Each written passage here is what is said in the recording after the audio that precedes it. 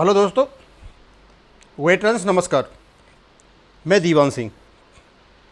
मैं कई दिन से एएफटी से संबंधित जजमेंट पर वीडियो बना रहा था, तो उसी के बारे में मेरे व्यूवर्स ने कुछ कमेंट किए थे। अब मैं सोचा कल 6 तारीख को 3 बजे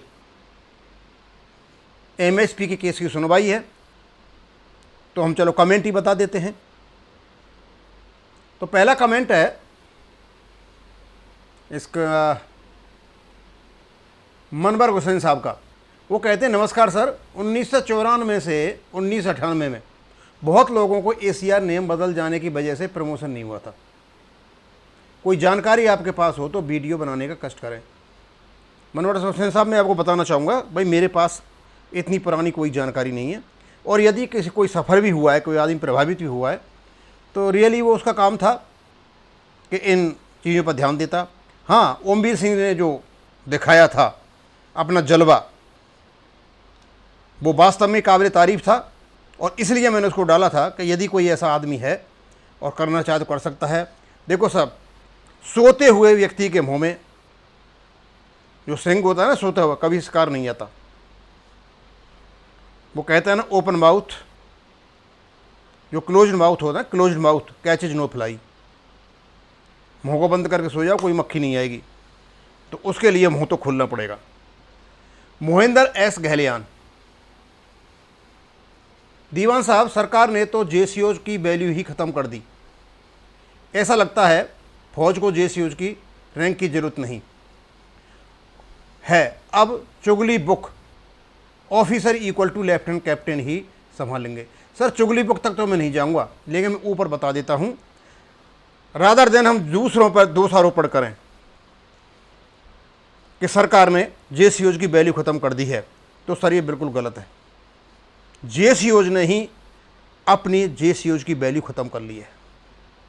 हम इतने सेल्फ सेटिस्फाइड हैं, इतने कंप्लेसेंट हैं, इतने असंतुष्ट हैं कि हमारा चाहे कुछ भी हो जाए, पतन हो जाए, हम बोलेंगे नहीं। और ये हमेशा ये सोचते हैं कि हमारे लिए कोई दूसरा ही कर देगा। आपने देखा था ओमवीर सिंह को, ऐसे होते हैं जेसीओ। हवलदार से रिटायर होता है और बाद में कर करके केस जय पराजय चलते रहे और सूबेदार बन जाता है। इस प्रकार की होती है लड़ाई।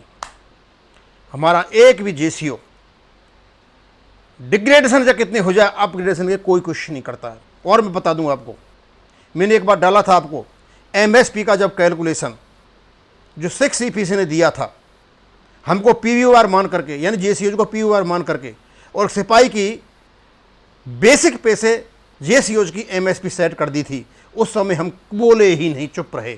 बोलते तो शायद हमारी 10,500 एमएसपी होती।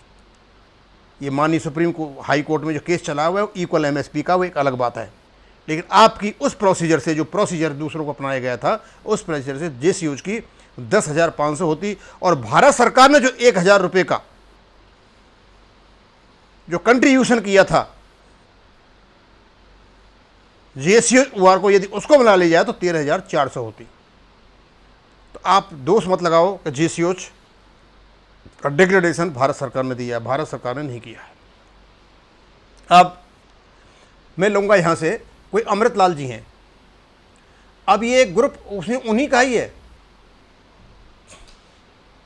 ये सारे के सारे गांजा पी करके, बोलते लंपट होते हैं, गांजा पी करके लंपट बन के ये कमेंट करते हैं। कहता है ये बंदा मिला हुआ है लोगों से पैसे लेकर थानेदार बनता है। भाई अमृतलाल जी, मुझे गुस्सा तो बहुत आ रहा है, लेकिन गुस्सा नहीं करूंगा तुम पर, क्यों तुम्हारे और मेरे कैरेक्टर में फ़र्क ही क्या रह जाएगा।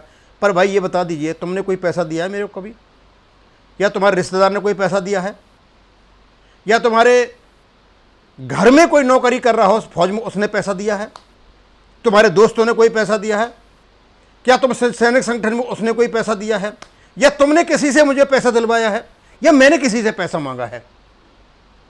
तुमको शर्म नहीं आती है? बेशर्म हो गए हो क्या? शर्म बेच करके खा दी है क्या? अपने परिवार की परवरिश पर इतना कलंक मत लगाओ कि वो धुल भी नहीं सके और तुम मुंह भी नहीं छुपा सको। एक वो है दाढ़ी बढ़ा के गाड़ी में बैठ जाएगा, गांजा पिएगा, लंपट बनेगा, कुछ भी बकता है। मैंने करोड़ों रुपए कमा लिए, मैं 568 में पैसा लेगा, और उसी रास्ते में तुम चल रहे हो। तुम लोगों ने सैनिक एकता को तार तार कर दिया है। अच्छा खासा भारत सरकार पर दबाव पड़ा हुआ था, वो भी तुमने खत्म कर दिया। उसके बाद ये आते हैं टॉप ऑफ द वर्ल्ड, मतलब ये टॉप ऑफ द वर्ल्ड। अब टॉप ऑफ द वर्ल्ड तो मेरे ख्याल में यार वो ऑलमाइटी भगवान ही होते हैं क्या? तो मतलब स्वर्गवासी हो गए हो क्या? वहां से दे रहे हो कमेंट करके ये।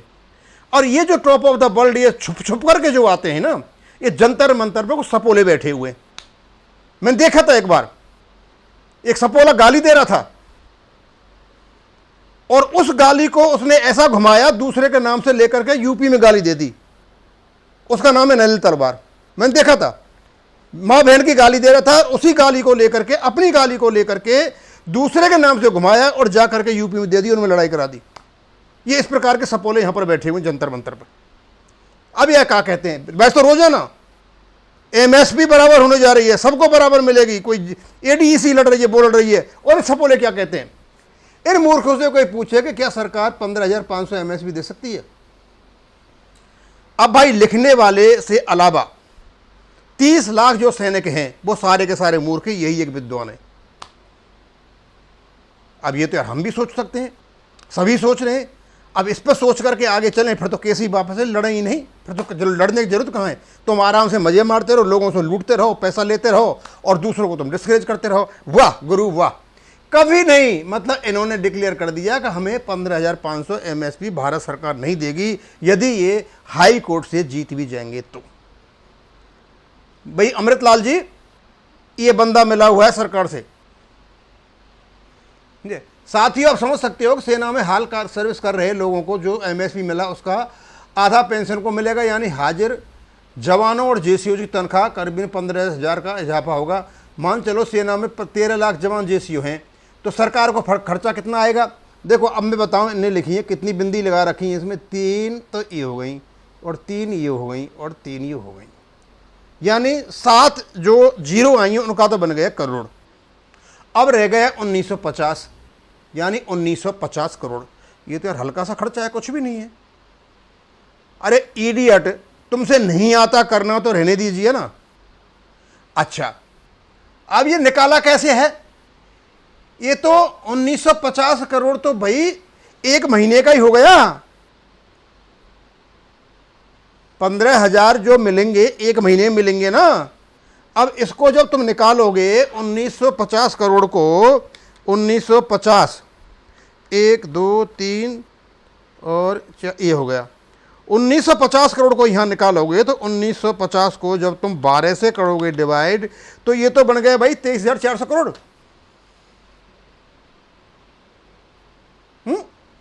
क्या निकाला तूने? कौन बेवकूफ हो तुम कैलकुलेट करना जानते हो क्या? अच्छा, अब कैलकुलेट करके आया, दूना कर दिया, 13,000 का 26,000 कर दिया। अरे यार पेंशनर हैं, पता है कितना है? पेंशनर हैं 30 लाख, 30 लाख और 13 43 लाख। अब तुमने 26,000 का निकाला, कौन सा कैलकुलेशन दे रहे हो भाई? और अब यहां पर निकले इसके 3 और 3 6 और ये 7 करोड़ हो गए, यानी 3900 करोड़। यार 3900 करोड़ तो भारत सरकार चुटकी में दे देगी। अरे इडियट आदमी, भारत सरकार पर खर्चा 45,000 करोड़ से ज्यादा पड़ेगा, वो भी एरियर देने में, और उसमें जाएगा अलग। बहुत बड़ा खर्चा है इसका, ये सबको पता है कि बहुत बड़ा खर्चा है। ये कैसे मतलब मामला सुलझेगा, कैसे नहीं, ये बाद में पता चलेगा। नहीं कैलकुलेशन करना आता है तो टॉप ऑफ द वर्ल्ड फालतू बकवासबाजी, समझे, गांजा पी करके कैलकुलेशन नहीं करें। अब आते हैं साहब एक और है साहब, भगवान सिंह शेखावत। ये वही टीम है, पूरी टीम है, इनका कोई काम नहीं है, यही काम है इनका। अब इनको डर लगने लग गया कि दीवान सिंह के एएफडी के वीडियो यदि आने लग गए तो इनकी खटिया खड़ी हो जाएगी। क्या कहते हैं? आप बुढ़े हो गए हो, अभी आराम से घर बैठो। भैया बताओ, बैठ जाते? जंतर मंतर पर एफबीए ने 103 दिनों से अपनी जायज मांग, अब तुम ये बताओ यार तुम्हारी जायज मांग क्या है, और सब बात छोड़ो। वो लंपट भी गांजा पी करके जायज मांग डेली बोलता है, तुम जायज मांग बता दो क्या है, क्या OROP कोई जायज मांग है? तुम जायज मांग बताओ, तुम्हारा 2.8 बन की, बैटमैनशिप की, PMR की, OROP तो कोई लेन देन है नहीं। अब जो कुछ जायज मांग तुमने दिया है OROP में, तुम नोशनल एग्जाम दिला रहे हो, पेंशन कम करा रहे हो, डिसेबिलिटी तुम कैलकुलेशन कर नहीं सकते। एक भी चीज ऐसी नहीं है जहां ये जायज मांग है, सरकार हिल गई, तूफान आ गया, ये आ गया, वो आ गया, ऊपर कर दिया, नीचे कर दिया। अब दिन जा चुके, लोग परेशान हो गए उस चीज को सुन सुन के। अब तुम्हारा कोई पसंद भी नहीं करता उन चीजों को। 103 दिन क्या, 193 साल ही बैठे रहो, तब भी तुम्हें सरकार नहीं सुन रही है। अब कहते हैं लिया धरने दे रखा है, आपको क्या तकलीफ है? आप यदि असली सैनिक हो तो जंतर मंतर पर धरने पर बैठो, सैनिकों को गुमराह मत करो। मतलब जो असली है वो जंतर मंतर पर धरने पर बैठे हैं, और जो असली नहीं है वो जंतर मंतर पर धरने पर नहीं बैठे हैं। तो देखो भाई, सबसे पहले तो असलियत सुनाता हूं तुम्हारी मैं। सबसे पहले तो सुरेंद्र पहलवान को भगाया, उसके बाद 2-3 महीने काम करने वाले आपने सूबेदार सुखदेव सिंह को भगाया, सूबेदार सत्येंद्र को भगाया, और कई लोगों को भगाया। और अभी ये आदमी जो बैठा हुआ है, जिसने सर्वनाश कर दिया सैनिक संगठन को और एकता का, कि इसकी कोई हैसियत नहीं है FVA में। लेकिन इसकी हैसियत तो देखो, जो नेशनल स्पोक्स पर्सन है कैप्टन लोकेंद्र सिंह, उसको ही निकाल मारा, जो इसकी हैसियत नहीं है निकालने की, उससे बहुत छोटा है। ये तुम नाटकबाजी कर रहे हो ना, ये नाटकबाजी मत करो। बेटर यही है, अपने को सुधार लो, सुधर जाओ तो बहुत अच्छा है, न सुधरो तुम्हारा काम है। अब भाई मैं क्या करूँगा तुम्हारे धरने में आकर के? मैंने देखा है, कुछ तो राजस्थान से फ़ोन आए, कुछ उड़ीसा से फ़ोन आए, कुछ बंगाल से भी आए। बोले साहब ये तो बड़े बदतमीज किस्म के लोग हैं, तो इज्जत भी नहीं करते आदमी की।